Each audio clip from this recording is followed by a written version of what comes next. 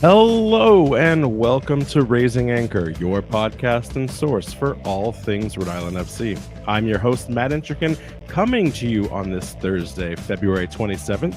RIFC wraps up their remaining time in Bermuda with some lessons learned and some questions remaining. We're going to cover the results between the Hearts of Pine as well as the Bermuda Select team before deep diving into the biggest storylines of the year ahead for the boys in amber and blue. And to do all that and so much more is the one and only Jason Carey. Jason, how is it going, my friend? Not too bad, all things considered. There's maybe some concerning Oneyville news that's been going around. Concerning, it's tragic. Yeah. Dark times ahead. I say concerning because I'm always one to give someone the benefit of the doubt. If they say they're going to try and continue it on as the same it's always been, I'll give them a shot. But I just also don't have that much faith in that form of capitalism where private equity comes up and buys mom and pop shops, and it's rarely ever the same. Like I said, I'll give it the benefit of the doubt, but it's a wait and see.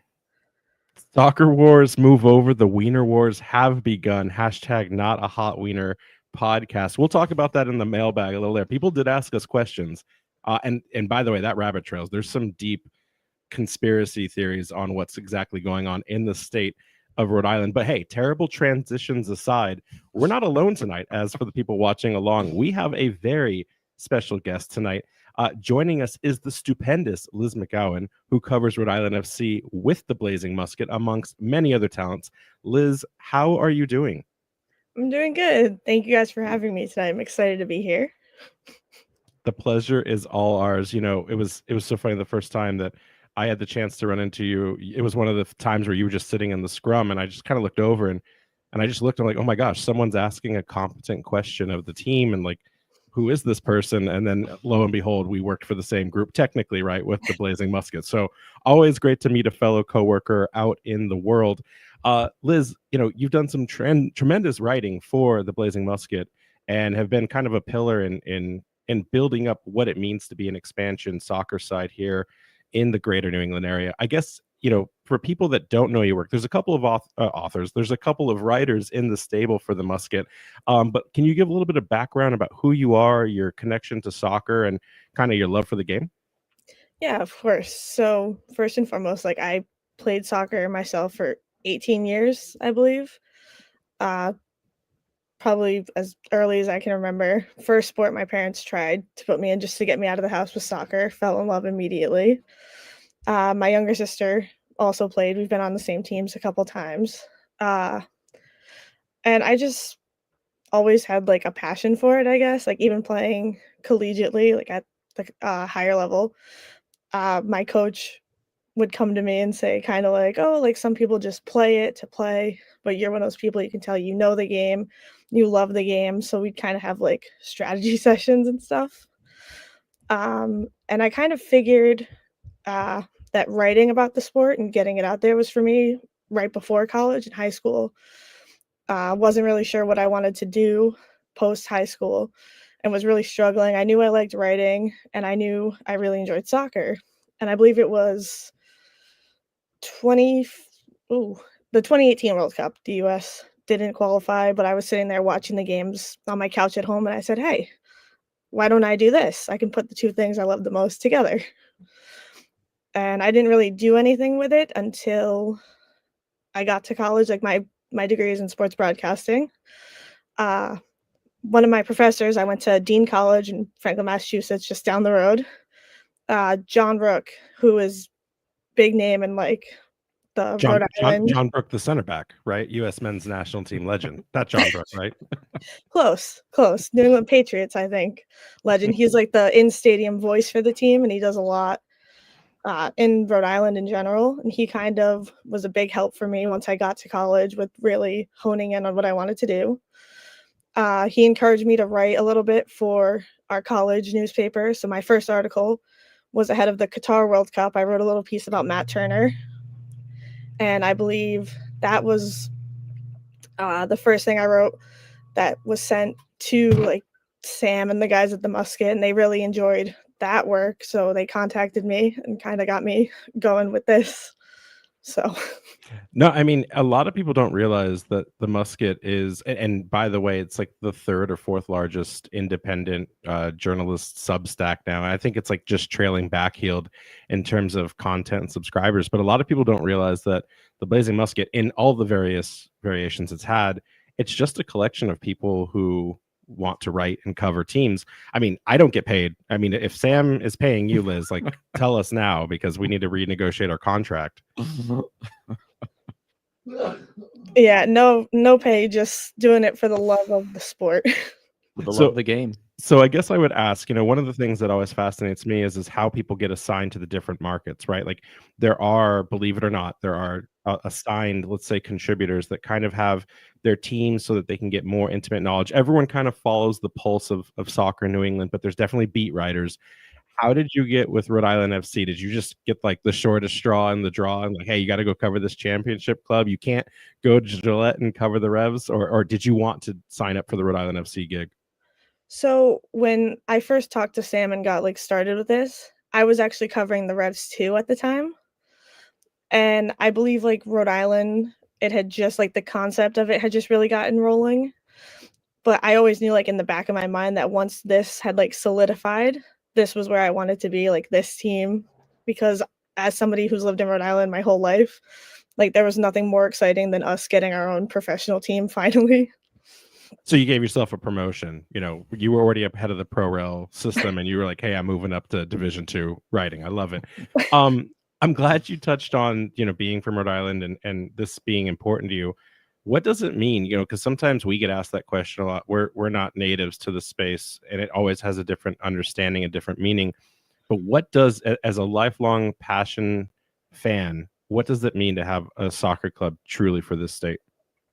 So for me personally, my whole life, my dad and my uncle have had Revolution season tickets. So making that drive up there and just sitting in those stands every weekend was so much fun to me.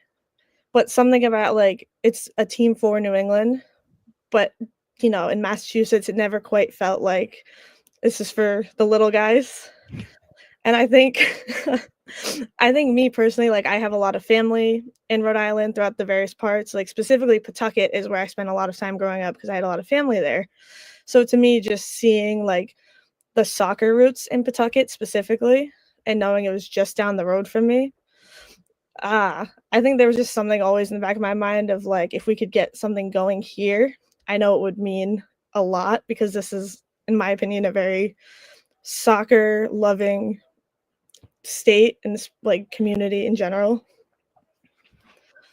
Yeah, no, and we almost did it in year one, which is what we're here today to talk about. We're going to recap the 2024 season. This is kind of the kickoff. This is our preseason. We've moved from off season to preseason. We're getting ready for the main event here.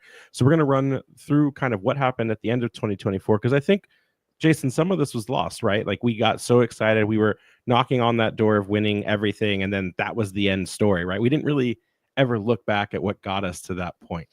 Yeah, to a certain extent, it kind of was maybe also a gut punch when you get that far and you kind of feel like, all right, at this point, it's just destiny, right? This is ours. Didn't even think that there was a possibility it wasn't going to happen. And then all of a sudden we're like, oh, okay.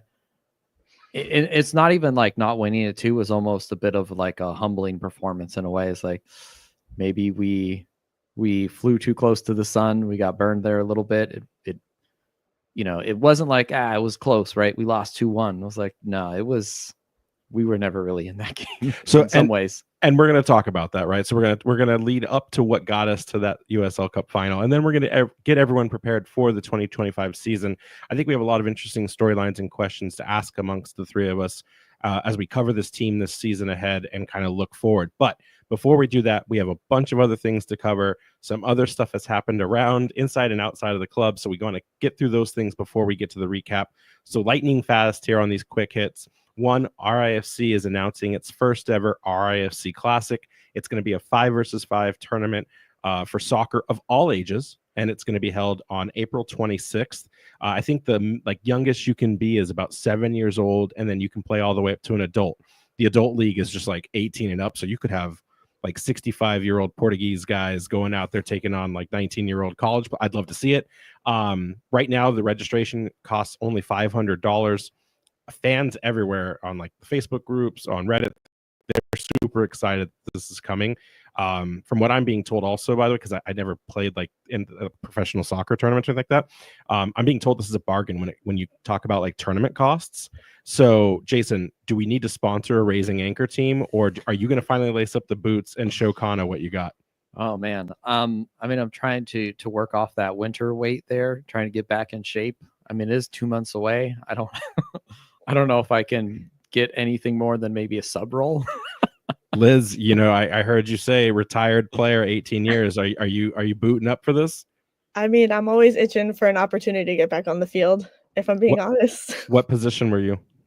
I was center back and outside back towards the end. So a little bit of everything in the back line. All right, find yourself 4 other players. I think one of them has to be a keeper and 3 others, and you're set. So I love to see it. I can't wait to see how big this can become. I think this can be a really big moment for the soccer community, not just the professional side. And I'm super excited. I think we got another quick hit here about the stands and some news there. Yeah, so a bit of changes coming to the supporter section in a good way. So the front office and Defiant 1636 have worked together to have some of the seating there changed. So 116 behind the south end is going to continue to be the standing only. However, the 2 sides next to it, which is also kind of an extension of that supporters group, sections 115 and 117, will have seats available for fans. Meaning that if you are almost in that deep end, you're like, I am really passionate, but maybe I need to sit down sometimes. You can be right there next to them, cheer, hang out, have a great time, but also kind of get that seating there. Yeah, it's a great move by the club. I mean, there are multiple people who can't stand for 90 minutes. There's families when you think about that involvement. I think this is just a great way to continue the buildup of the area. It's interesting that lower bowl, that south side, minus the supporter group sections, all of that's now sold out completely, right? Because that's some of the cheapest tickets in the stadium, plus it's the field level adjacency. So you're not, some people like being up top, some people like being, right where the action is. So I think this is a great way. I don't think anyone anticipated Defiance was going to sell 3 sections in the second year. Like, they did a good job of going from 35 people at like the first preseason game to filling out their section at Burn. But I think maybe, you look at like what the appetite, like it's great that they have it, they can grow it, but I think this was the right move. I want to say just one kind of thing about it. When you look at how that will work, if you already have tickets in those sections right now, we don't have the information yet on how, because those were kind of general admission. So you had like a seat number that you bought, but like it was kind of free for all. The club and specifically the supporters group has said that they're going to honor the seat alignments. So like if that's the section you bought and that's what you want, they're going to work through making sure that that's kind of understood that those are your seats. But probably some more work needs to get done. I think of like the bigger clubs where it's GA and like people go in and lay just blankets and scarves and like they cover a whole row, and then people get mad because it's like they don't walk in till the 5 minutes before the game starts, and people have been there for an hour and they're chanting and hooting and hollering. So probably some stuff to get worked out there, but that's fantastic to see. And it's really exciting too, because next week on March 6th is when single tickets do go on sale. So I imagine that if those spots aren't filled up, because all those other sellouts, by the way, are season ticket members. So every single one of those seats is sold for every single game. I imagine that a lot of those single tickets, those are going to quickly go in those sections starting next week. So those fans that are curious for the hottest ticket in town, they may not realize what they're signing up for next to Defiance. Final thing, speaking of Defiance, we have one last update there to give you guys. Yeah, and so a quick reminder here that Defiance 1636 is having their first meetup of the season to pick up membership scarves and welcome new members into the community. They'll meet up at the Guild in Pawtucket next Friday, March 7th from 6 p.m. to 9 p.m. And then at FYI, their supporters kit is still available for pre-order, but time is limited on that as the ordering ends on March 14th. Once the window is closed, your chance is gone forever. I love that they're making kits. We got a lot of questions in the mailbag this week about kits. Liz, curious your thoughts, non-team kits, supporter group kits. Is that a thing we should be leaning into, or is that off limits? Like, what's your thoughts on that? So I personally, the ones that I've seen, I kind of love them sometimes. Like I believe last year there was a collaboration with the musket for like a musket inspired kit, and I still kind of kick myself for not picking up that one. Does Sam know that one of his own contributors didn't buy the kit? He might now. But I had my eyes on it, and then I got busy with other things, and when I went to finally buy it, the sale was over, and I was so upset. See, let that be a PSA to everyone listening. Do not wait till the last minute. This is the kit here on the screen for those watching along on YouTube or on Twitter. I think it's clean. We talked about it last week in the mailbag. It gives me like Liga MX or like Boca vibes. Obviously, it's influenced by the president of Defiance. Jason and I, we've already worked out our plan we've got our kits locked in. So don't be a Liz, be more like Matt and Jason and go get your kits right now. I think that's fair to say. Yeah.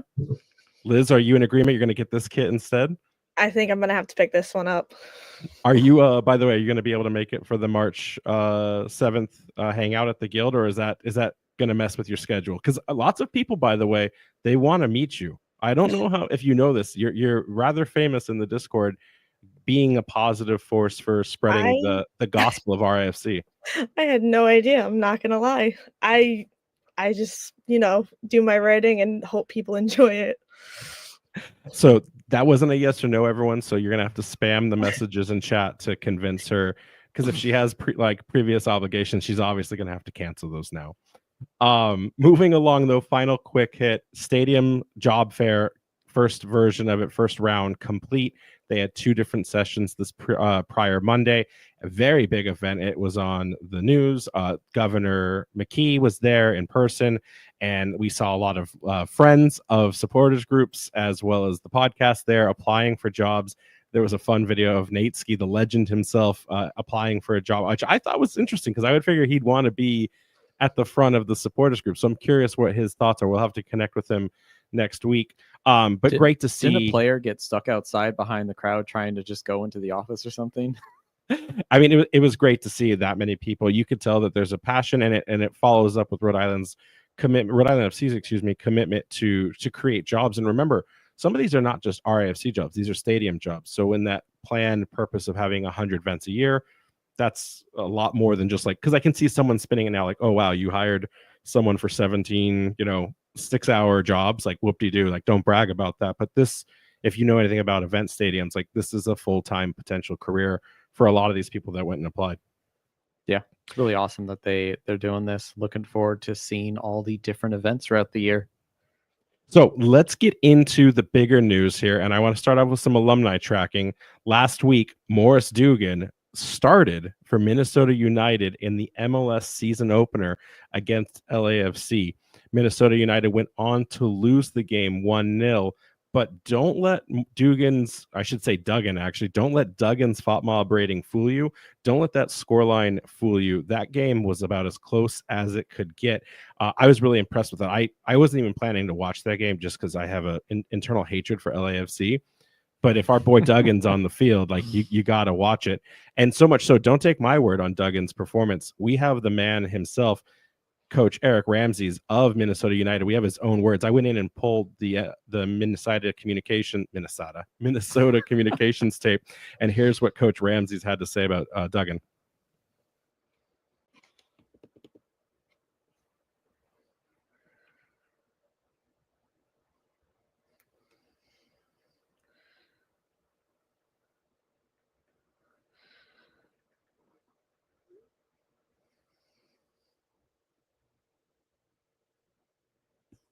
Sure do. Well, apparently it's not working, but I would tell you, Coach Ramsey said a lot of nice things about Morris. Don't know why it's not coming up. Wait, here we go. Let's see if it loads again. No, it does not want to play. All right, sorry guys, you're gonna have to just trust me on this. We'll post it as a social media bit like we did with the Duggan interview earlier this week. So, anyways, I guess I want to ask you, Jason, the big comment we thought at the beginning of the year, we got to eat a little crow. I have to eat a little crow here. I was convinced Duggan was going to come back and join this team not because he didn't deserve to play with Minnesota, but because of the talent being stacked on that back line, signing some young talent, some U22 initiatives, as well as some international depth. He couldn't penetrate the roster last year, which is what brought him to RIFC. So I just figured he'd wash back down and get some more time. That's not the case. He starts, has a tremendous performance. So much so, by the way, Duggan was the only player after the game to be interviewed by the pool reporters back in Minnesota. So like they didn't talk to any other player on the team. What do we think about this? Is this do we just want to congratulate Duggan here, or is there something else that we like? Could we still see Duggan back in an amber and blue kit this season? Wait, so he's not going to be back? I don't understand. In all seriousness, no, it is it is great to see him kind of make that jump. It is a great advertisement for the league too, in essence of being able to convince players who are maybe on the verge of kind of breaking into that lineup that no, this is a competitive, viable option. And if you really, are worth as much as maybe you think you are, you put the time in, you get that work at, you'll be able to showcase your abilities and then maybe take that back to the quote unquote MLS, like better league to make that jump if that's your kind of career trajectory. Liz, you've seen players come up and down from the Revs 2 to the Revs. This is probably par for the course in how you followed the sport yourself. Anything surprising here to see Duggan go from a USL Cup final performance into the MLS season opener? I mean, kind of like you guys, I think I was expecting him to come back to Rhode Island. He was one of our anchors back there for the second half, like towards the end of that season, since he arrived. And for me personally, that MLS opener, like I wasn't going to watch it because I'm not the biggest LAFC fan, but I saw Minnesota and I was like, oh, what the heck? I don't really follow them like that. I knew he went back there. So I think I turned it on just as it was like a close up of him. And I was like, oh, like, there we go. Forgot about that. Might as well root. Like I was kind of getting some crap from my boyfriend because he was like, oh, you don't want to root for Will Ferrell and LAFC? Absolutely not. not. No, that's my guy. The Duggan, he was on my team last year. We want him to win. We don't root for Will Ferrell, former LA Galaxy fan turned, he gets some money, buys a soccer team, and you forget your roots. Absolutely not. You can say what you want, by the way, about Duggan. I think he was great. If there's an opportunity that we see him get loaned back down, I think it's highly unlikely. But anything is possible. There's a good working relationship with Minnesota. But when you look at what's being stacked on that back line and kind of the day-to-day questions of Ugo Bacharach, it looks like this may be something that we have to put in the dustbin for the time being. I will say this, though, final thoughts. I was literally told multiple times by Rhode Island FC that he was Morris Dugan. I've said Morris Dugan to his face. I announced Morris Dugan at the stadium like 7 times, 9 times. No one ever corrected me. And I always thought everyone else was wrong. The pundits, everyone else. Minnesota's own communication director introduced him as Morris Duggan. So what if they're wrong? I don't know who's wrong. I'm assuming it's me at this point. But like, Morris, if you ever hear this, you got to correct people. You deserve to be called what you are and nothing less. So if I got that wrong, I apologize. And I'll have words with Rhode Island FC's front office in the near future. Moving along really quick, the other alumni news, Mark Doyle, as if Duggan wasn't enough speculation for the week. Doyle was staying or moving and going to Europe. We didn't know, and it's been found. The Irish attacker officially joins the USL 1 side of One Knox SC in Knoxville, Tennessee, under head coach Ian Fuller. Some questions here, guys. One Knox finished the 2024 season middle of the table in 5th, but they had the lowest goal production in the league at just 23 goals. Is Mark Doyle going to fix that, or is that a lot of pressure to put on the Irishman? I mean, I think that is a decent amount of pressure. It's hard to say, though, because in the scale of comparing the Irish league to our leagues, like, I don't know where they stack. I know they're definitely lower down there on the tier list. So, is he going to be able to elevate their attack? I hope so. I feel like he was just kind of always just there or about with us. and that like if he would have just got 1 or 2 more goals for us, like it would have kind of unlocked, opened the floodgates, so to say. Obviously we want all of our previous players to do well as long as they aren't playing against us. So that's 5 players now actually that left RIFC that went to USL, right? 1, sorry. Correct.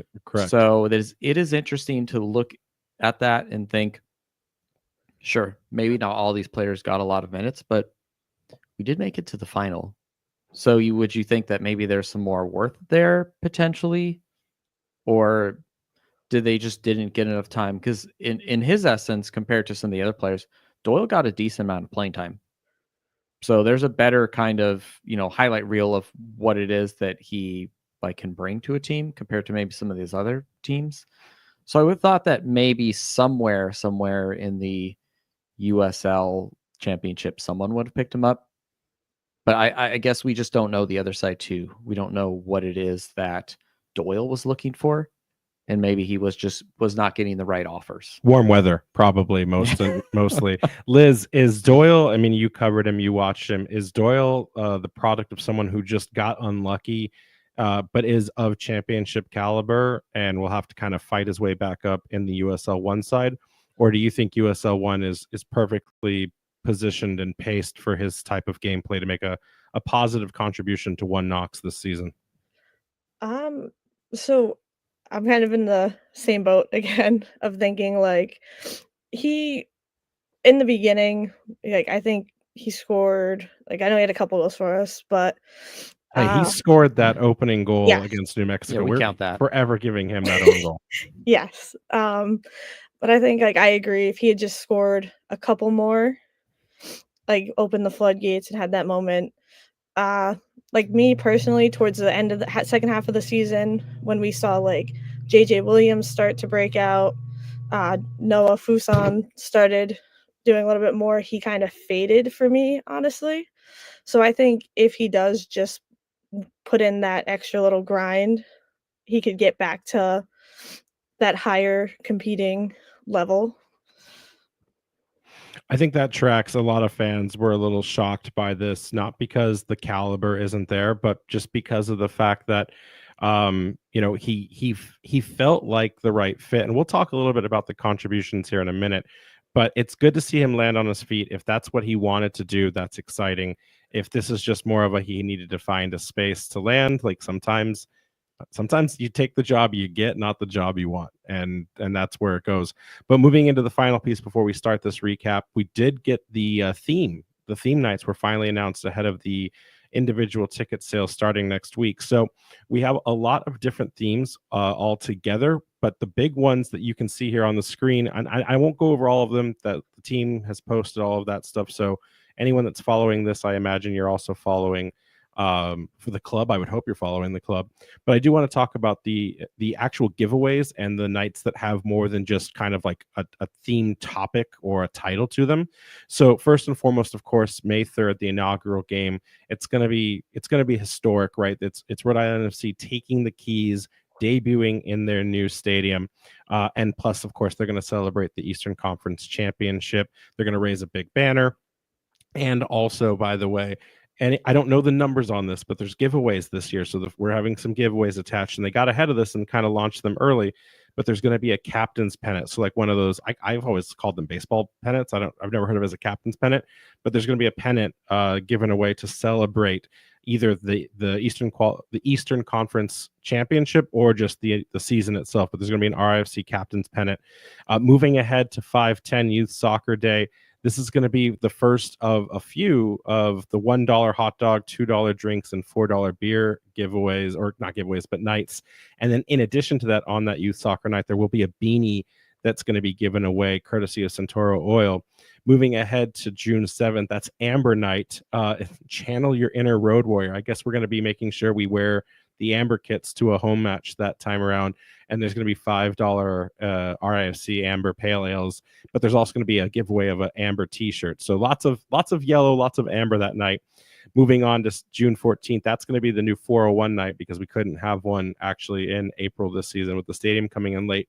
That's going to be another one of those hot dog nights. And then this is where it gets interesting. 621, school's out. That's going to be the first of 3 fireworks shows. So if you remember from General Manager Paul Byrne, he mentioned how much he really loves that when a stadium puts on like the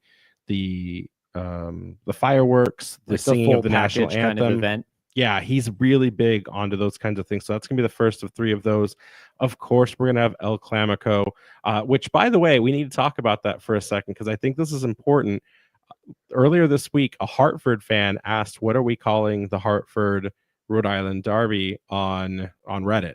And I knew that there was some contention there amongst the 2 fan bases.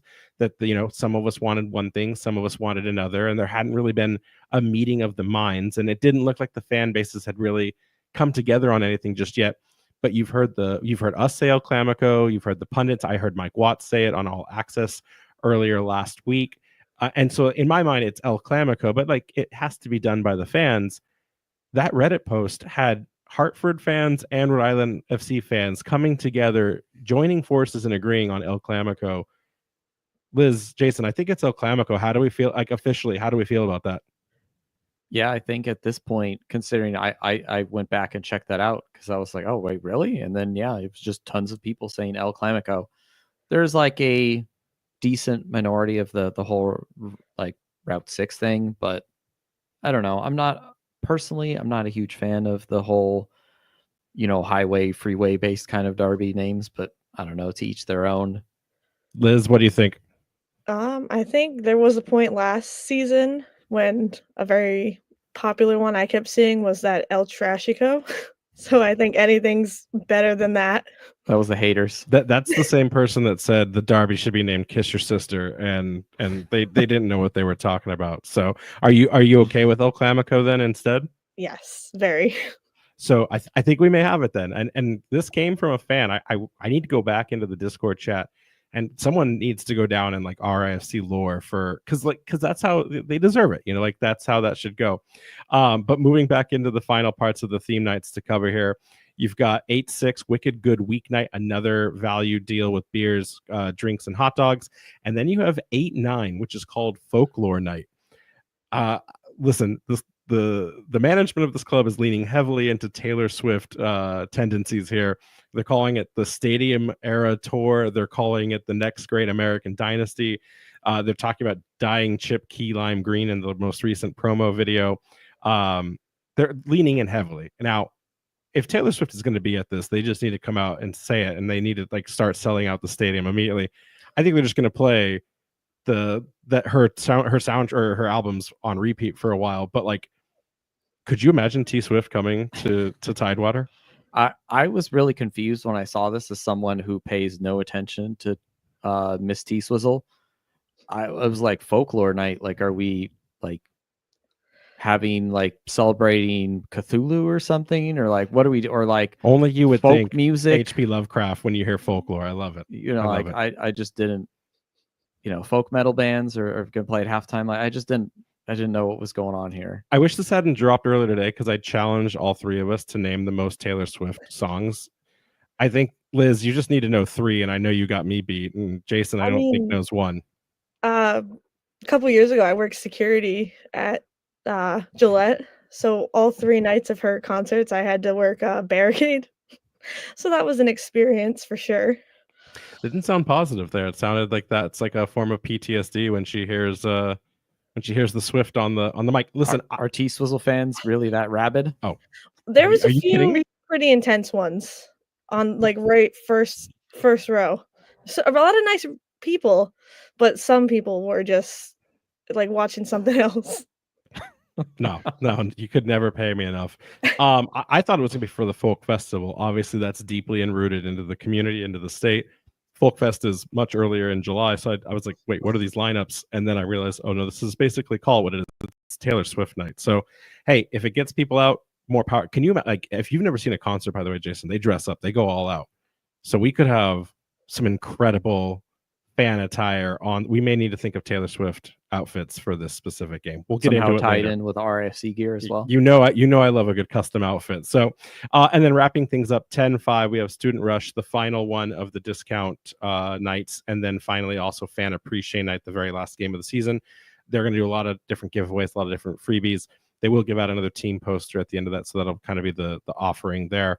I don't think there's like else that needs to be said. A lot of these are kid like orientated, you know, and it's important to bring the families, the people looking for an event to go do. Yeah, and speaking of families, when you look at a lot of the details of some of these, we have $4 hot dog nights.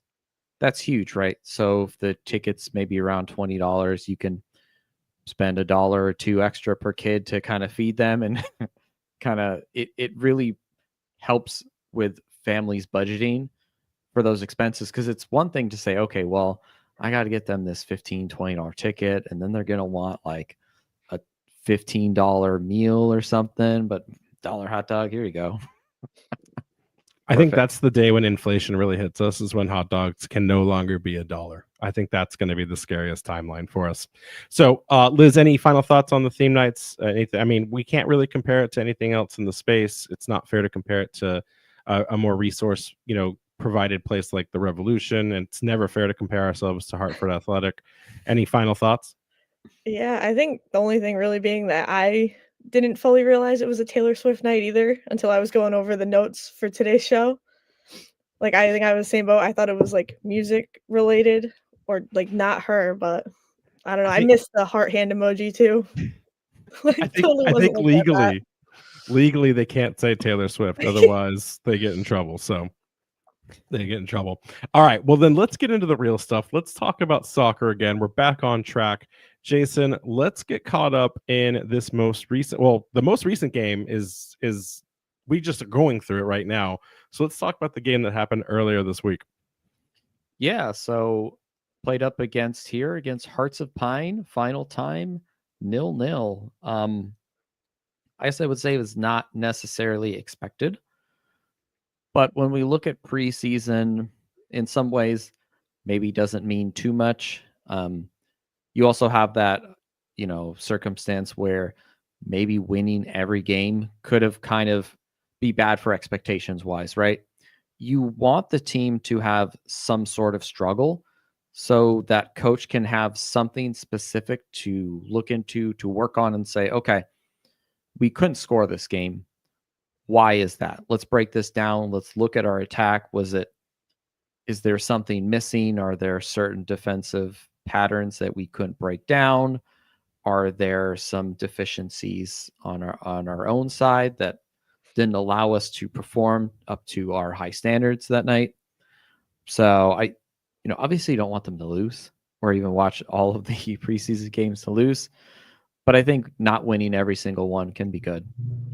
Yeah, and I mean, we don't know a lot about what happened outside of some of the photos that were provided by Hearts of Pines Media Group, and then, of course, what our own club showed us. But I do want to kind of unpack some of what looked like experimentation on Kano's side, at least with that starting 11 photo that they took. We're going to assume Kano lives by the 3-5-2 as his ride or die until he doesn't have the players, or those tactics have kind of evolved, and that becomes yesterday's news. So when you look at the players that were available, that leaves Koke obviously in net, and then you had in some sort of combination Nodarse, Yao, and Okiyoshi.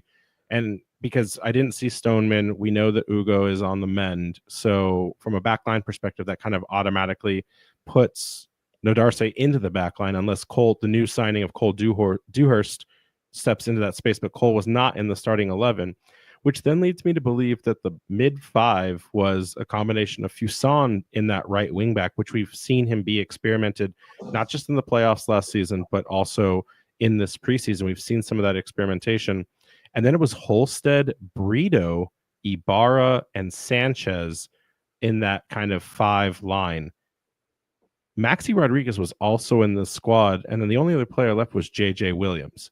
So I kind of want to ask you, and Liz as well, we know that with Kano, formations are fluid. We know that, it's a starting position on the field, and then the tactics change. They morph into the needs of the game. I think, though, the question has always been at that right wing back position. When we lost Turnbull, we assumed that Nodarse was first the next step into it. But then when we signed Danny Rivera, we saw that he could play both left or right. Then we also saw when we signed, what's it called, Alder Sanchez, that made more sense for Danny Rivera to play on that right wing back side. But then, of course, now there's also Noah Fuson, who we've seen drift into that when you needed a maximum level of attacking threat on the field. We know that Clay Holstead can also drop back and kind of do that in an emergency pinch. But I guess the question is like, when we saw Fuson go into the right wingback role, we always assumed it was coming out of a need to get Chico on the pitch. Chico definitely did not play, at least in the initial minutes in this, which tells me, did Rodriguez move higher up the pitch to fill in the gap here? Or did we actually change formations and like strand JJ Williams up top? Or do we have this all wrong and maybe Holstead or Brito played in a position that like we're not aware of? Like, what are your guys' thoughts on that? And is this the right experimentation to be going with when we're this close to the start of the season? I mean, first thought when I look at the potential lineup here that you have, the one thing I would challenge, just knowing what we've seen in the past, is that maybe Nodarse was actually the left center back, Holstad was right center back, and Okiyoshi was actually in midfield. At the end of the day, these are just the starting positions. It's more about the individual tactics of each position and what they're asked to do in the different like possessions of play, like how this means anything. So, especially if we've seen Holstead kind of drift more to that right side to kind of help cover the center back, fullback kind of position, and maybe you have Fuson kind of push up to kind of hang out with Williams and Rodriguez. Like, there's a lot of shifting, especially if we, and I don't know if the stats I imagine weren't released from this game, if we dominate possession. Well, then you would have seen Koke in the back with two center backs kind of spread out wide. And that means that that third center back, whoever they would be pushing up into the midfield. And, you know, like I said, it's just a starting kind of position. In a way, we've almost inverted the pyramid again after all these years, where it, you know, you have that, and we're pushing so many people forward and the only person back is Koke. Liz, does that make sense? Does that track for you? I mean, is this a place where, you know, I think of the versatility of Clay, and I feel like he's wasted if he plays a deeper role.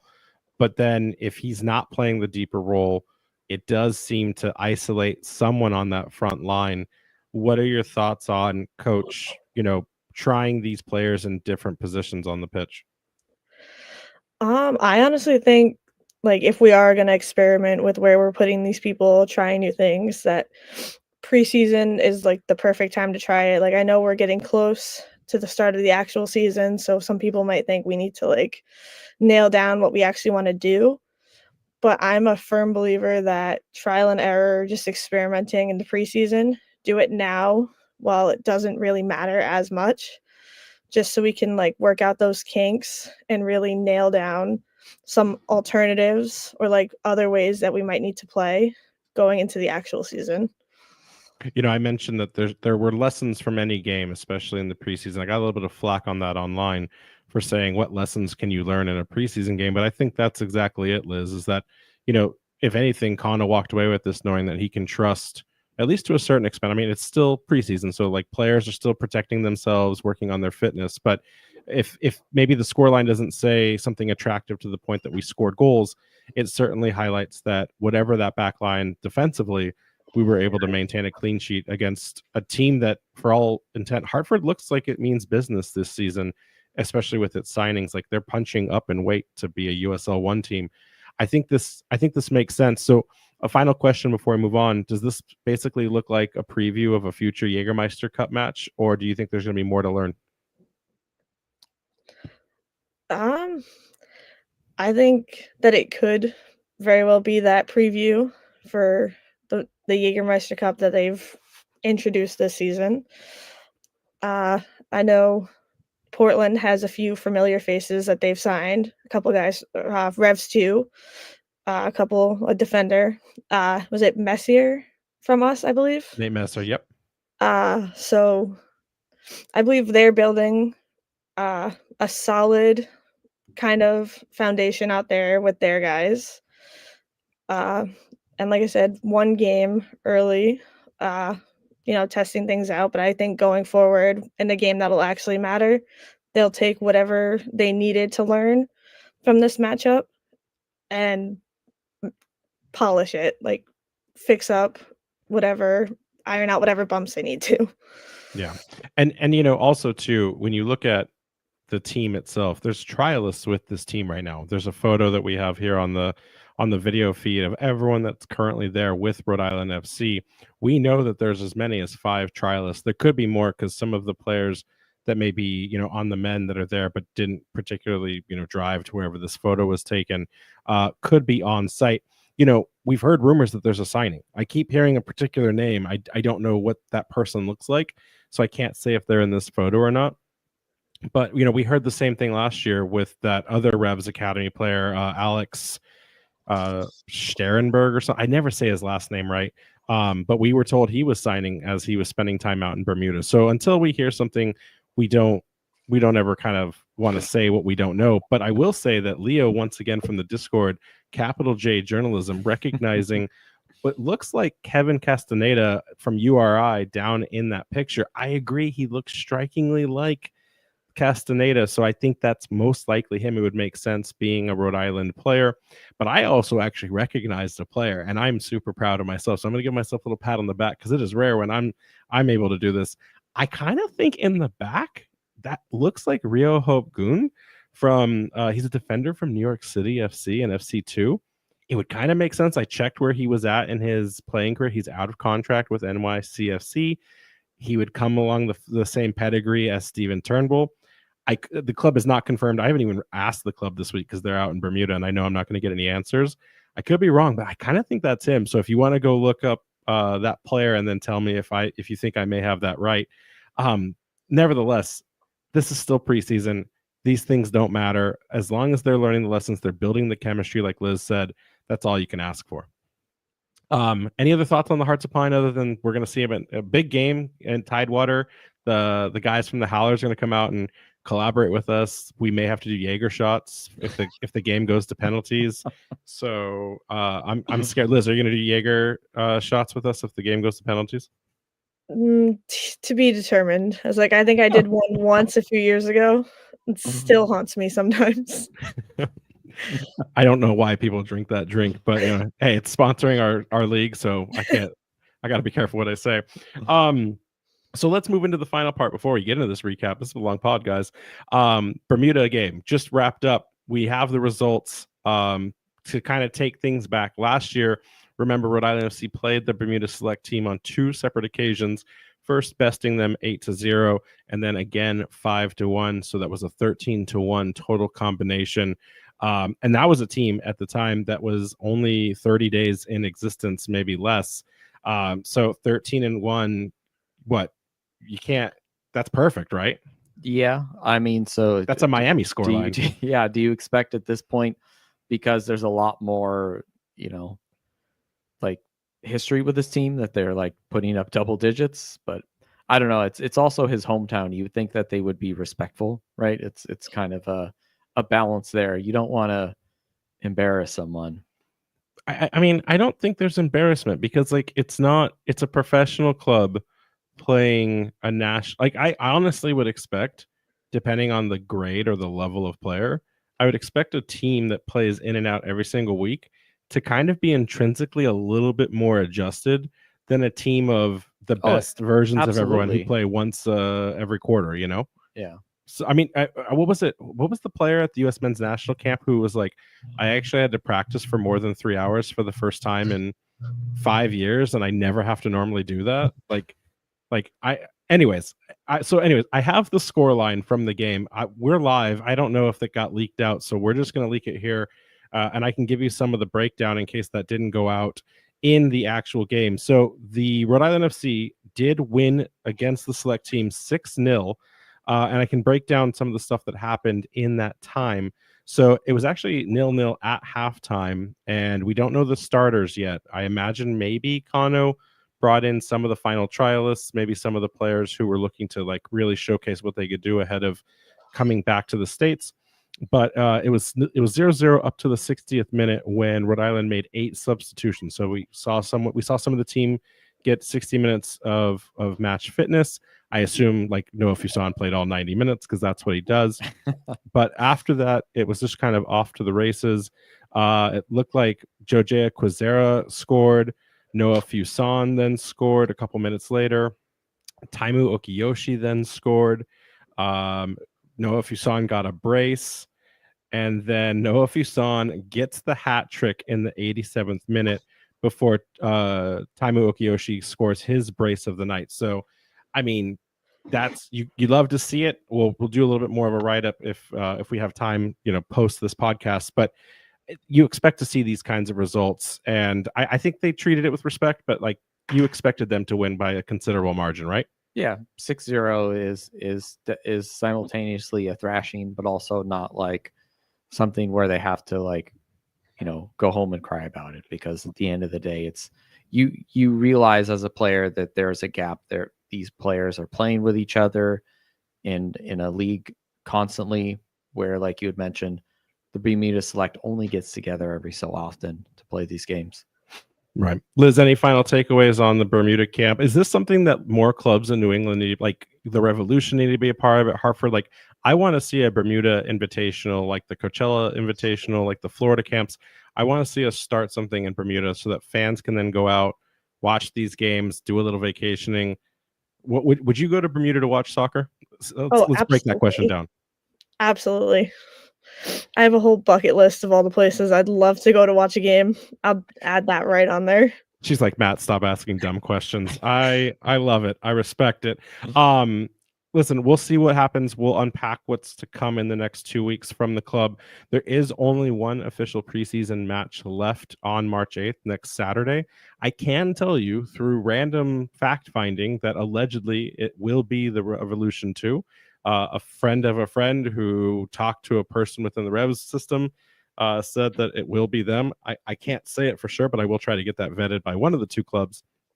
But most likely it's looking like it will be the Revolution 2. And if not, I'll pull that back, or I'll get it confirmed in the next week here. So are you guys ready to finally get into why we came together to do a podcast today? We're only 52 minutes in, so we've got about less than 30 minutes, I'd say, before people start to go, this is going too long. But are we ready? Are we ready to do this? Let's do it. All right.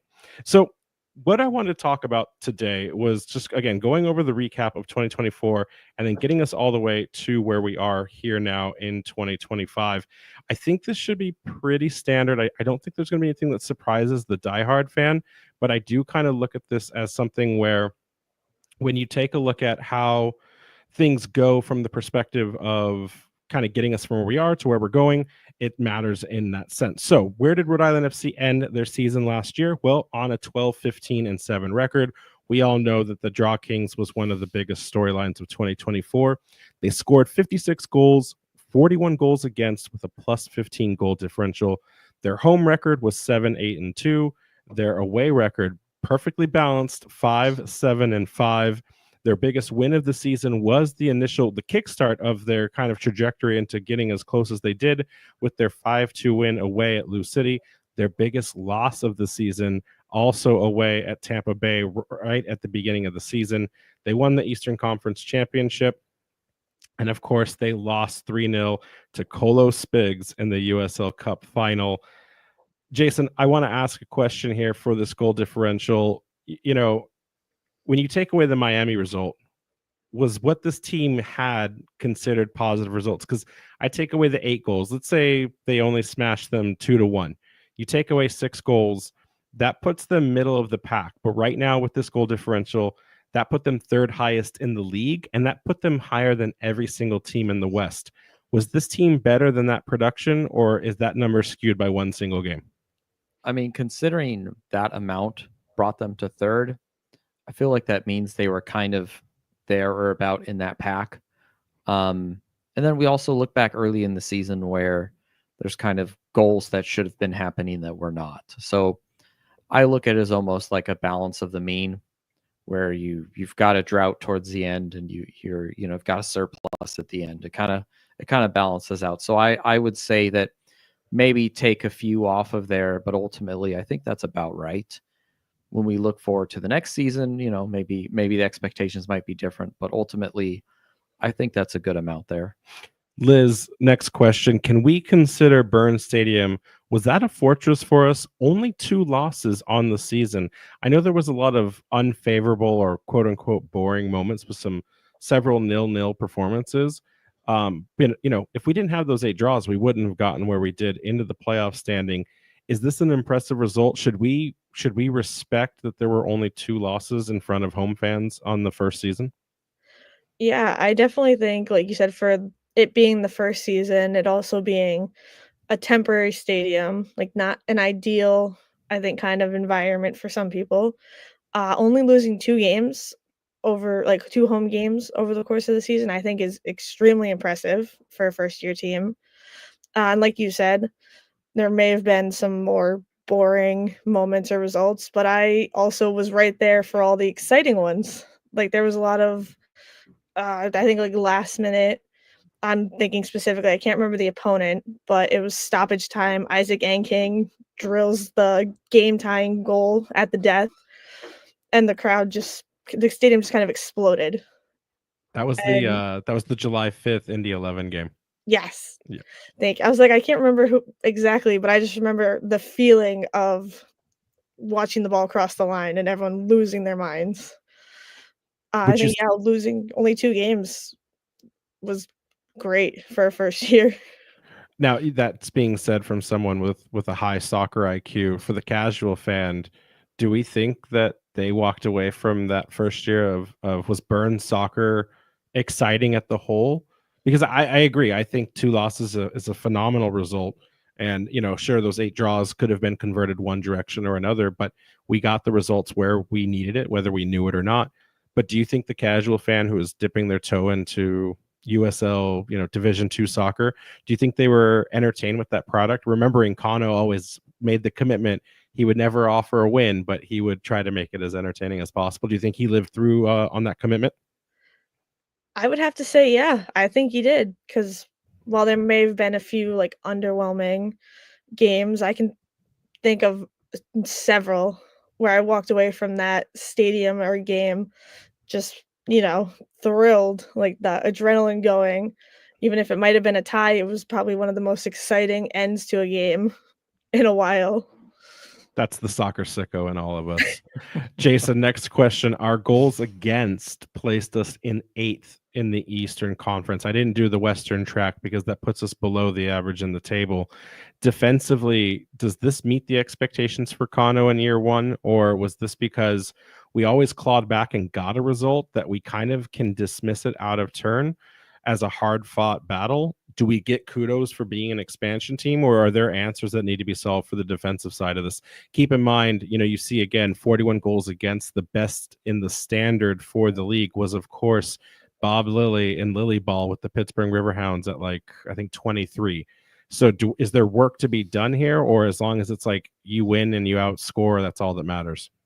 When I think about that, I'm not too concerned, especially in the sense of we got ourselves into a good position still.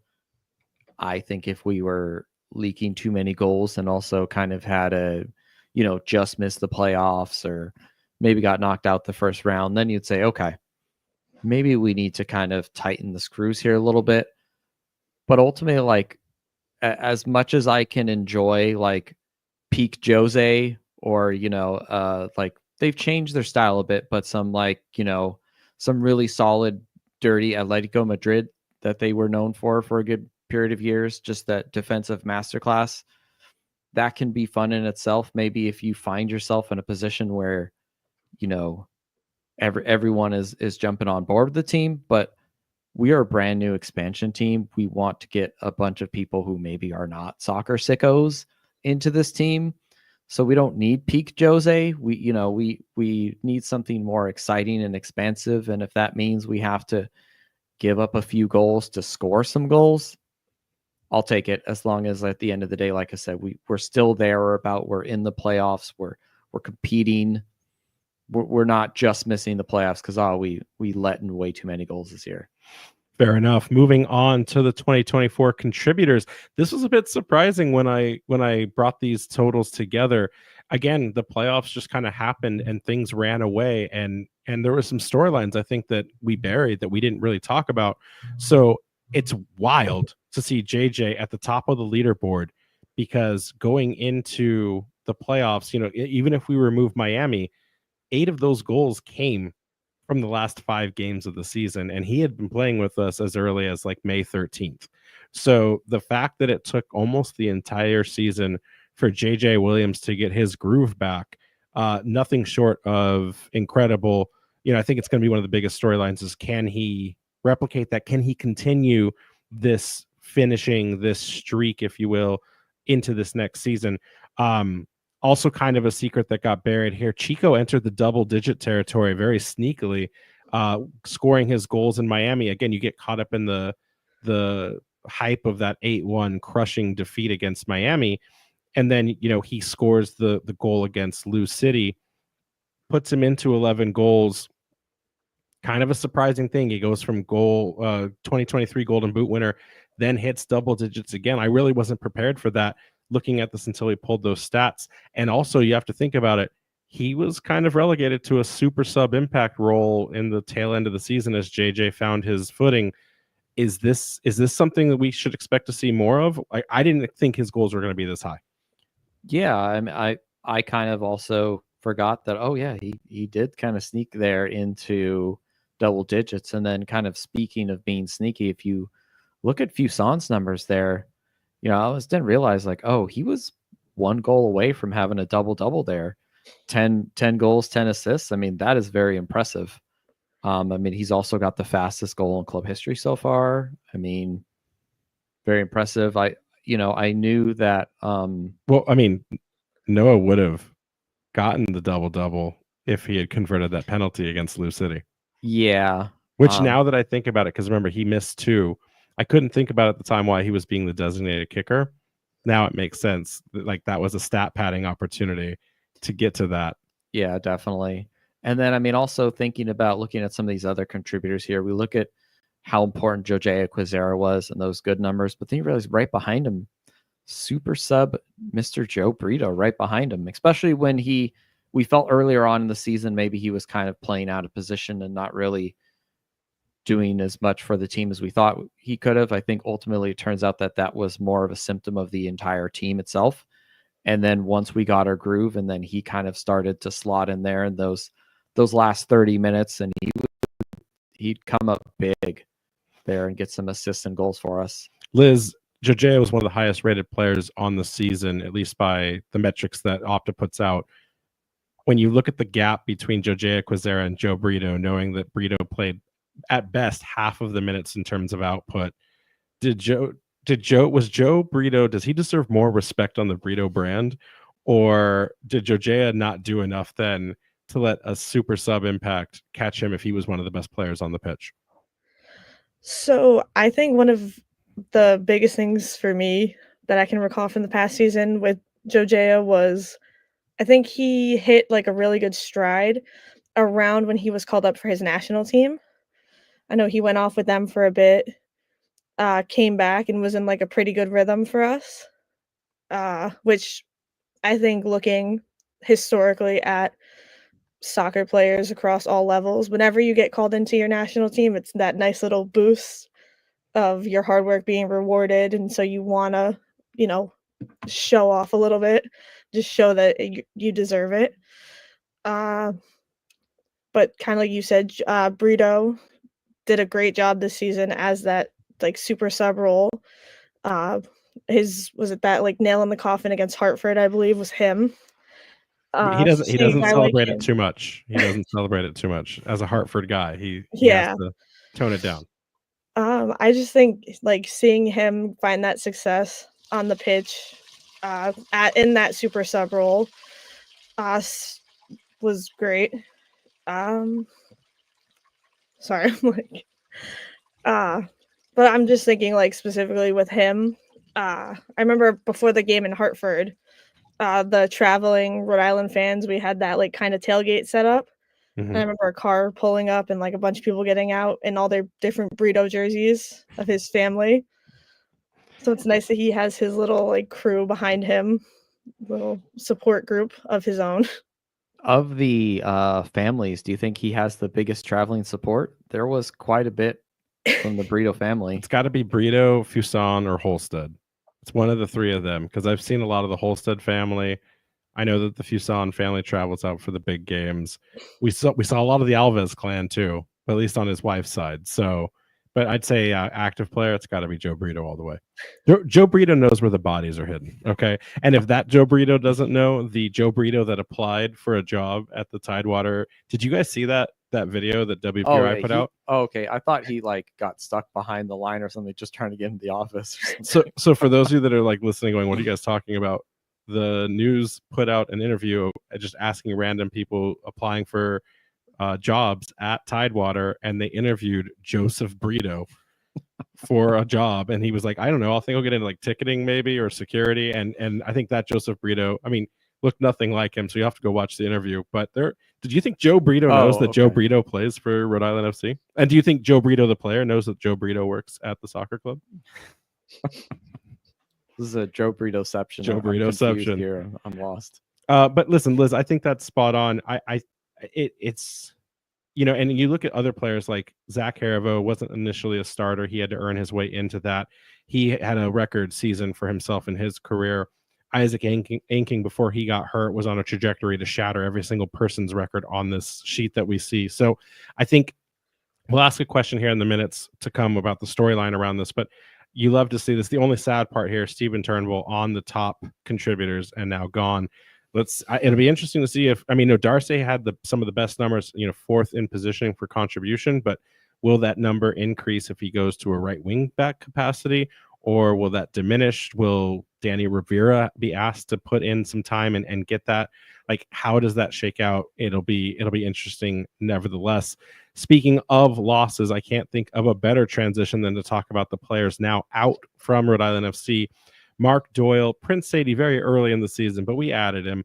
Connor McGlynn, Gabriel Alves, Nate Messer, Colin Smith, and Nate Silvera. Like we said earlier, all of these players now in USL 1 teams or USL Championship in the case of Colin Smith, the only one on this roster, Nate Silvera, who has now retired from league play. He's got to come back for a game. We got to honor. He needs to be at the first game, and like they need to pan to him, like East Providence legend Nate Silvera. I hope he's there. Any thoughts before we move into this? Is there anything that kind of strikes you out? I know we were talking about it sucks to see these players leave, but at the same time, it's a matter of business. Any surprises here? No, I think being the first season here, we might look back on some of these players with rose-colored glasses, so to say. And that doesn't mean that I don't think these players don't have quality. It's just, if we're being honest with ourselves, no one outside of Doyle here really had any meaningful minutes for this team. A lot of them were kind of in and out of the side. Some of them very like Nate Messer, like double-digit minutes at best, right? Like he really didn't play a lot for this team. So I think they're clearly some good players. They just didn't fit for the system. They'll be a part of that legendary first year. But, I wish them all the best and hope that they do well in their new clubs, as long as it's not against us. I mean, you talk about kind of not making a incredible impact. I already forgot a player that I didn't even put on the slide in Kofi Chimesi. So I think you're spot on. Like, that was a very recent move, though. They're in and out. They're fringe players. I mean, they all helped contribute to a team that went on to win the Eastern Conference Championship. But to that same point and the same extent, like, that was done in practice sessions. We know Mark Doyle was a beast in training. We know that Kevin Vang left it all out in the field. Of course, he's still with the team. Liz, is there any player that we're really going to miss that we should have held on to? We should have done more to fight for?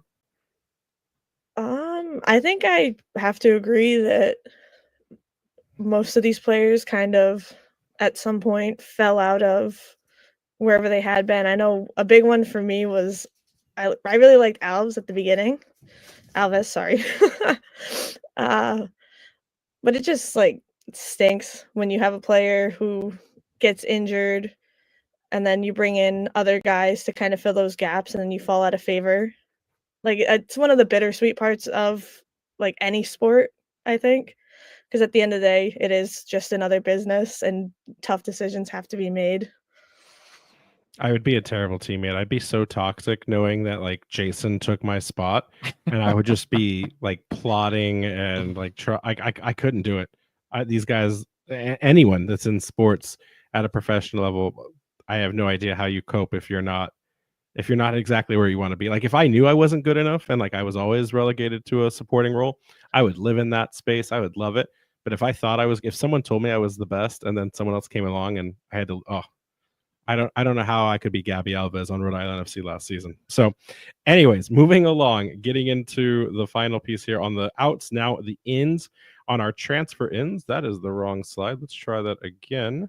Did I not load the transfer in? I'm all over the place, guys. There you go. There we go. On the transfer ins, we have, of course, Maxi Rodriguez, Taimu Okiyoshi, Ugo Bacharak, Danny Rivera, Alder Sanchez, Cole Dewhurst, and goalkeeper Will Meyer. At least for now, those are the ones. So I want to ask you guys, Liz, we'll start with you. One, are these players upgrades? I mean, is it a fair question to ask? Have we brought in the depth that is like for like, and we're upgrading in these spots, or should we would not? We won't know, of course, until the season plays out. But should we have held on to some of the talent that we lost? Are these positions that make us better, or is it a gamble on a year 2 project? I think looking at this list of the players that we've brought in, obviously the first one that really sticks out to me is Maxi Rodriguez. I remember watching our games against Detroit and knowing that he was to me, he was a pain in our side. He was a really talented player, and I hated every minute we were playing against him. And following like their news of when he left, like seeing him leave, I never would have guessed personally that he was going to be coming to Rhode Island. But I will say, getting that notification on Twitter, I was so excited to see what he can do on my team instead of against my team. If you can't beat him, if you can't, let him join you. Exactly. Jason, question for you. I think of the big storyline here in Ugo Bacharak stepping in now for the non-likeliness of Morris Duggan returning here to Rhode Island FC. Can Ugo be the guy? We also have Steven Turnbull now gone. Can Danny be the guy? Or is this going to be something that we may not have answers to until midway through the season? I think it's definitely possible when we look at the additions. It's going to be hard to say, though, here. Ugo hasn't played for us yet. So, I mean, there's not even some preseason kind of things to get out of hand with. I would like the idea personally of Danny Rivera kind of maybe being at that wing spot, but then it also leaves you in this predicament of like, well, we also have too many center backs and they can't all play. So it is a tough position to be in. I think that the people who have, held down that fort at times, who are not necessarily out and out wing backs, have done good jobs. But you also think some of those players maybe could do well in other positions. When we look at comparing the ins and outs compared to last year, it seems to be an additional defender here there compared to like forwards. Still light on the forwards. Yeah. And so I know that ultimately, like someone like Kevin Ordoy never, really, he suited up for us, but he never saw that. You love to climb this Ordui mountain. I love it. Well, it's one of those kind of worst case scenario things where you plan for that. We have 10,000 midfielders. So, and Maxi Rodriguez can kind of be that second forward in a way. The concern there would be in terms of, can everyone stay healthy this year, right? Chico had a few, spells being out. And then we started the year without JJ. If we find ourselves in a position where we're missing one of those guys, we call up Jack Panayiotou. I mean, maybe, I don't know, but do we have the depth there to, make sure that we have enough people to play up forward? I mean, and maybe at this point, then maybe we see some adjustments in the way we play in terms of the way we attack to kind of make up for that. it's kind of early to say. We'll kind of have to wait and see what Coach Condo's got in store for us. I think if everyone stays healthy, to your point, it's really a matter of time to wait until Isaac Enking can come back. And I mean, he played in that high attacking midfielder role, but he can be a striker. There's no doubt in my mind he cannot be a super sub impact kind of game changer. So if I was Kano, unless the right person comes across the system and it's just good business, I think that our attacking line is our attacking line for the time being. I also want to say, though, we didn't see Jackson Lee in any of the footage from the Bermuda so far, but we also didn't really see much of him from the IMG Academy either. I don't have a timeline. I probably won't find that out till the week prior to the first game, but he's definitely still on the mend from that injury in Colo Spigs. I wouldn't be surprised if Will Meyer is suddenly the backup for Koke Vegas in the first few games of the season. Like, we may need to rely on this new goalkeeper very quickly in some alternate, capacities. So that's exciting to see. But I want to move on and start to kind of touch in on the storylines that we have for the season. So, lots of questions here. And so we tried to pick some of the biggest ones that we wanted to like really hammer into. And so starting off here, 6-game away leg to start the season, 5 regular games, as well as 1 game in the Jägermeister Cup. The schedule here on the board for people watching, we've got that first game against Charleston Battery away. These are all away. And then Phoenix Rising, Loudoun United, Oakland Roots, and then our favorites, Detroit City, Maxi Rodriguez less Detroit City FC before the first Jägermeister Cup match at Westchester SC. Guys, I want to ask, when you look at this is going to be a daunting task. Coach Gano has already said, I'm going to take this one game at a time. I can't even begin to see the light at the end of the tunnel, coming May 3rd. Is this the best lineup we could ask for from an away circuit? Obviously, it's not great to have to go immediately back to Charleston and kind of like settle bets, if you will, let sleeping dogs lie. But then we have Phoenix Rising, which is under reconstruction, brand new coach. Loudoun United, nobody ever knows. Like, they can be great, they can be bad. Oakland Roots just hit the implode button and sold all of their valuable attacking pieces with Johnny Rodriguez now at the lights. Detroit City, they don't have Maxi. I haven't seen them make really any kind of aggressive attacking signing options. I don't want to put my own rose-colored glasses on, Jason, like you mentioned a minute ago, but is this the best possible first few? I mean, Charleston's going to be the toughest test, but outside of that, like, could we ask for a better kind of start to the season?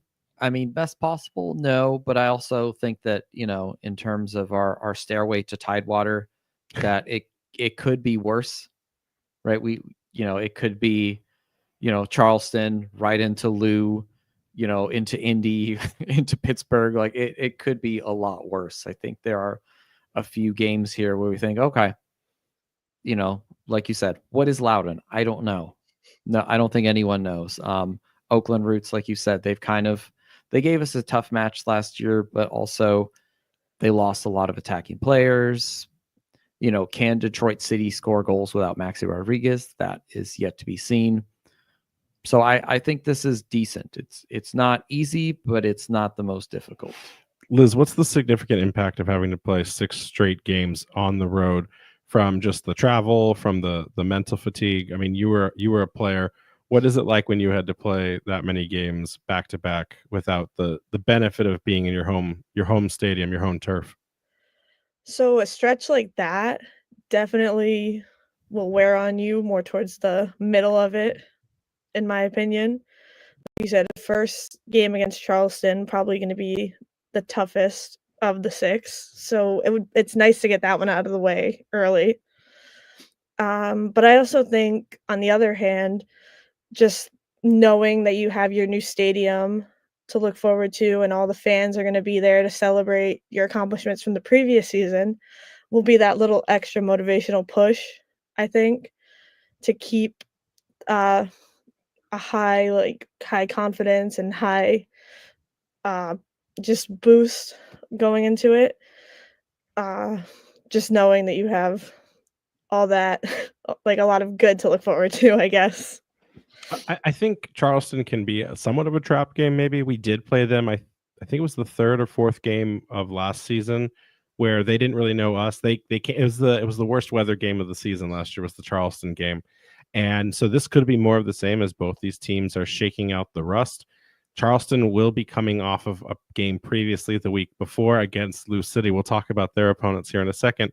But I think, Liz, you're right. There's a lot of mileage that has to be kind of taken place between where this club is traveling. It's not all East Coast. You're going all the way to Arizona, then you're back, then you're going to DC, but then you're going all the way back out to Northern California. So there's definitely, this is going to wear and tear. I think the opponents are as good as you could ask for. And, when you look at that from a standpoint of what we kind of believe will be the teams that are all fighting for the positions 1 through 4, on the screen, we have all of the different clubs who will be in that contention for a home playoff spot, as it's believed by the pundits. And you're right. Like, look at Lou City. They have to go against Charleston away, Birmingham away, which Birmingham is either going to be the sleeper pick or just they're going to fall off the rails. Then they have Detroit. Then they have Sacramento Republic. Then they have the Rowdies. I think Lou City has the worst. Then Charleston, they get us, they get Lou, they get Tampa, they get Indy 11 and Pittsburgh. That's no better. Birmingham gets Lou, gets Detroit, gets Pittsburgh, and then they get gifted some freebies with El Paso, Locomotive, and Hartford. And then Pittsburgh themselves, they get, again, I think some freebies around the place. They're North Carolina. No one really knows what they're going to look like yet. The USL show guys are kind of high on them. Yeah, so but they were high last season on them. Yeah. And we'll see. San Antonio, they're a work in progress with a new coach. Then they get Hartford. Then they start to get a little harder. So I mean, I think the big 3, if we're included in that, I think we have the easiest schedule of all of these groups. I would not want to be Birmingham. I would not want to be Charleston. I would not want to be Lou City at the beginning of this first 6-game leg. I guess the question to finalize on this with these storylines, though, is if we have bad results, how important is it to not dig ourselves into a hole so early in the season? Or is that just fate, and if it happens, it happens, and we move on because it's 6 games on the road? I mean, I think that's kind of, we've hammered this home for a while. And like Liz said, you just have to take it one game at a time. I'm not asking one game at a time. I'm asking, you're on the other side of that 6-game stretch. Oh, and you've lost every single game. Is it pack it up? We had a good run. We'll see. We'll try again in 2026, or do we dig out? Do we get the shovels out and do we dig? I think if we look at this team, that they have a real good grit and determination. So in the unlikely event that they find themselves in a hole that big, I have faith that they will fight their way out of it. So I wouldn't be too concerned. And then especially going forward there, you have a potential fortress at home, assuming that they don't kind of let the nerves get to them and think, oh, are we worried about the expectations of the event? I mean, they've already played in front of the fans. It's just the stadium that's changed. So I wouldn't be too concerned about that. Liz, any final thoughts? No, I think I agree with the way we saw this team crawl back for results some games last year. I don't think I would fully count them down and out if they get a couple of rough results at the beginning of the season. I think they could definitely dig themselves out of a hole. Never say die, guys. Never say die. Moving on to the next one, Tidewater Landing officially opening. This one hits on a double-pronged approach here when you think about it, right? Because it's the performance side of it, right? It's taking keys, it's taking ownership of your new place, your new home, your new fortress, and trying to do exactly that. Obviously, there are going to be a lot of teams that understand who Rhode Island FC is in year 2. They may have come into the league a little bit of an unknown factor. They kind of, especially the Eastern Conference teams, it took them a couple of lessons to learn how to manage against Rhode Island FC. Lou City never figured it out. So there's some questions that may have been answered. The thing that I think of more specifically with Tidewater, though, is the community optics side of it, right? Like, we're fighting the battle of getting people into the stadium, making them fall in love with the sport the same way the 3 of us have. Does that put a burden on the players? Does that get in the way of their ability just to perform and play at Tidewater? I don't think so. I think ultimately they know that they just need to go out there, do their best, follow, coach's direction, and just kind of play their game.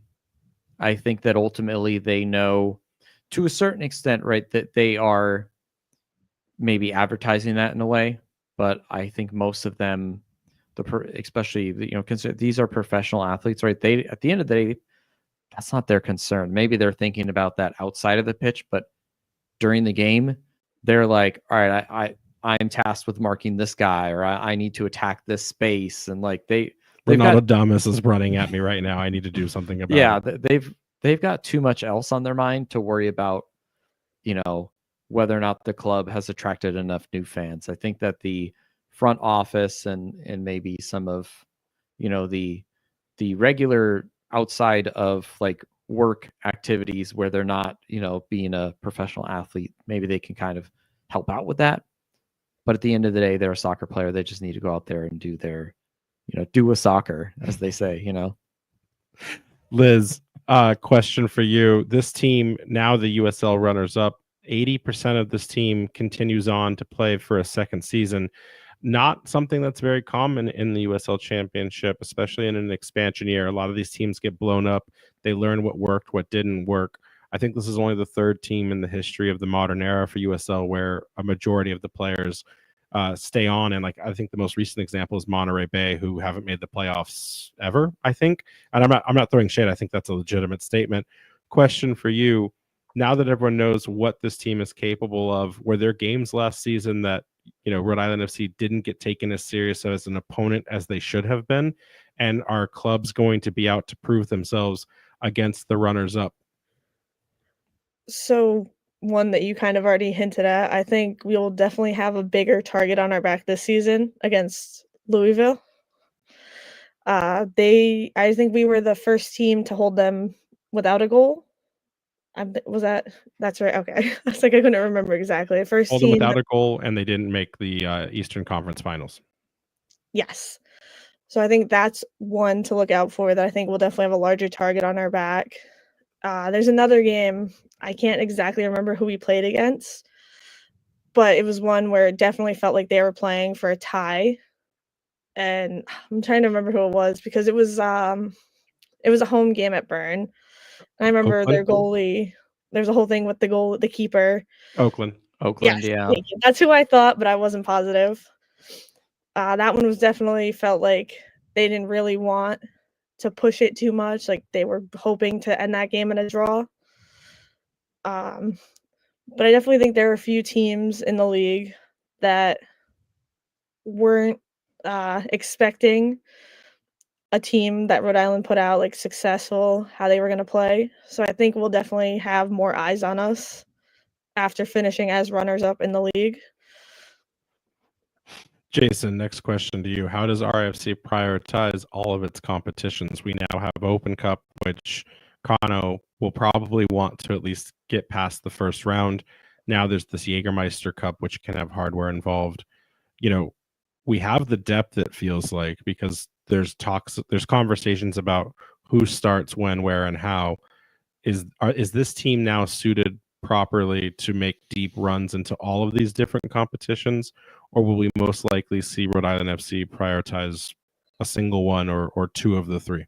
I mean, I think you kind of touched upon it in the question itself, though, right? The depth. So did we go out and sign the right players to make improvements on the ones that we've lost? So can we have a rotated side where we maybe change 5 or 6 of our starting 11, bring in some guys like Taimi Okioshi, and feel comfortable that we are going to put out a competitive product?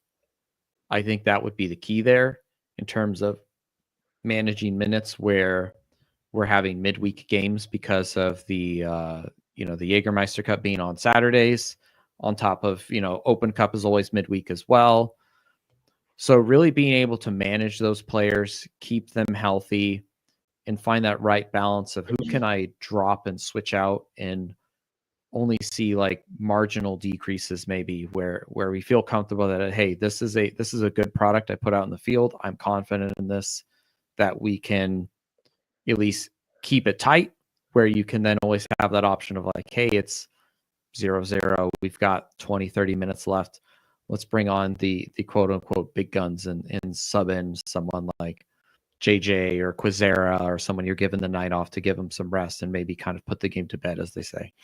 So would you say that we would poke and see how far we can get into each of them and never not take it serious, but keep the regular season in our crosshairs? Yeah, the regular season always has to be the main priority.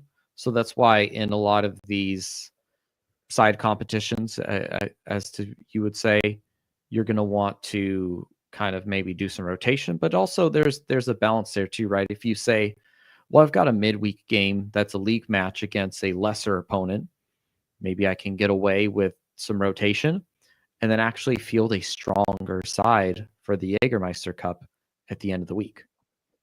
So it'll be kind of a game by game thing, but ultimately rotation and balance of the team is going to be the key there to kind of trying to at least fight for these competitions. Liz, you've seen firsthand what player competition, player rotation can do to a locker room. Obviously, the wealth of talent helps this team for these types of deep, extended runs if we're afforded the chance. But overall, does that leave questions on who the starting 11 is, or do we think that Kano will find who his guys are and see a pretty consistent lineup, independent of maybe the Open Cup or Jägermeister Cup rosters that we see game to game? So I think it'll be kind of like a little bit of balance of that. I know personally firsthand on certain teams, you will have like your main 11 that you can rely on for the main, like probably most important competition. In this case, we're talking regular season. But there'll also be those players that, kind of like a super sub, that you can pick and rotate and have them step up in the moments of like the US Open Cup or this Jägermeister Cup, which I think is important. Like as a player myself, I was also always told it's about flexibility and being ready wherever your coach needs you, no matter what it might be, how uncomfortable you might think it is, just always be ready to go. So I think as long as we have players who are willing to, be flexible and do what benefits the team the best, we'll be in good hands. And I think Kano, knows these guys. These guys seem to love playing for this team. So I think once we figure out how we can move these pieces around, we'll be set for regular season and beyond. If you had to prioritize the Open Cup or the Jägermeister Cup, which would you prioritize? For me personally, I think the Open Cup. There's a part of me that loves the history of that competition, but then there's also the reality of like, most of the time MLS teams are going to come for your lunch money.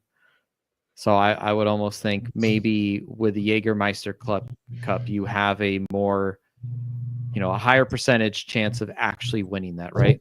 Right. Especially considering that we made it to the finals last year. Agreed. So I don't think there's any team except for, maybe Colo Spigs who kind of keeps us up at night.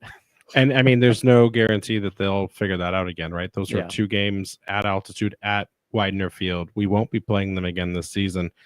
I think that's the question that we'll have to ask for maybe the next episode of have teams figured out, like, did they get the blueprint from both of those Colo Spigs games?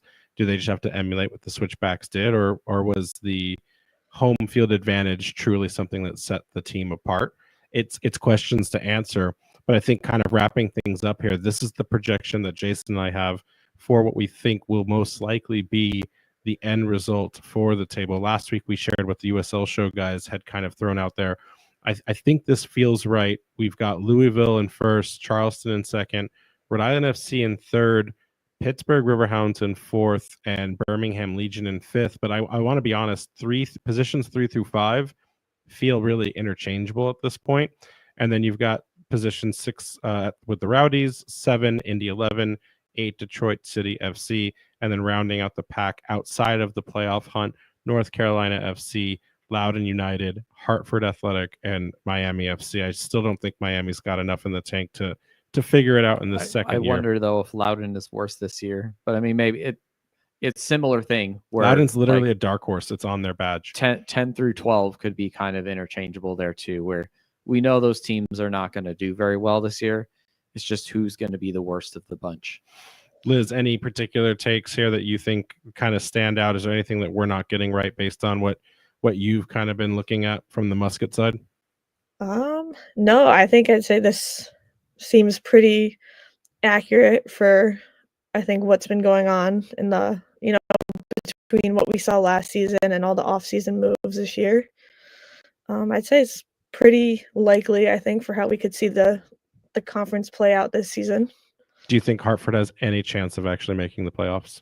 And it's okay. You can say what you think. You won't get flamed too hard for it. Honestly, I don't think they're quite there yet. I know recently they had a preseason match against the Revs up at Gillette, which didn't seem like anything too crazy from what we saw. So I think they're not quite playoffs yet still. Agreed. There'll never be playoffs. And by the time they can, it's because we've left the league, moving to Division I and blaze the path forward for them. So I think, Jason, that's going to wrap it. We've got some other predictions we can share in the weeks to come.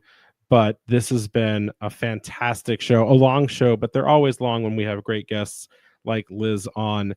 Any final thoughts?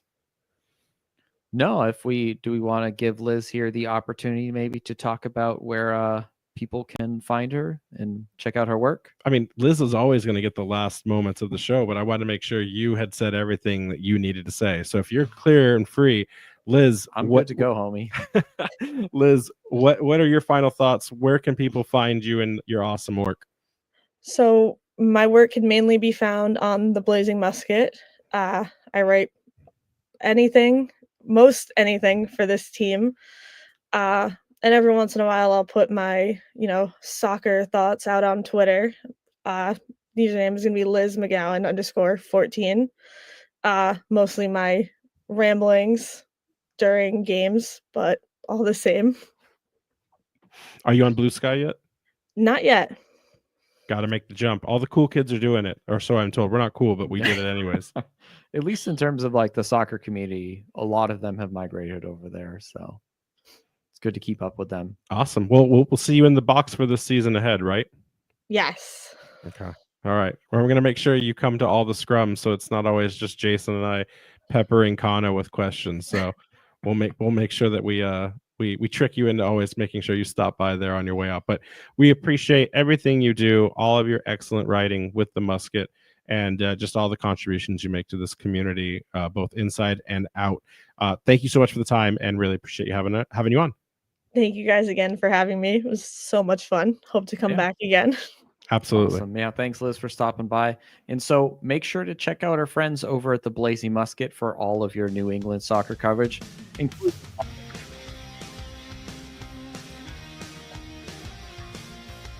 and Blue Sky at RIFC Podcast.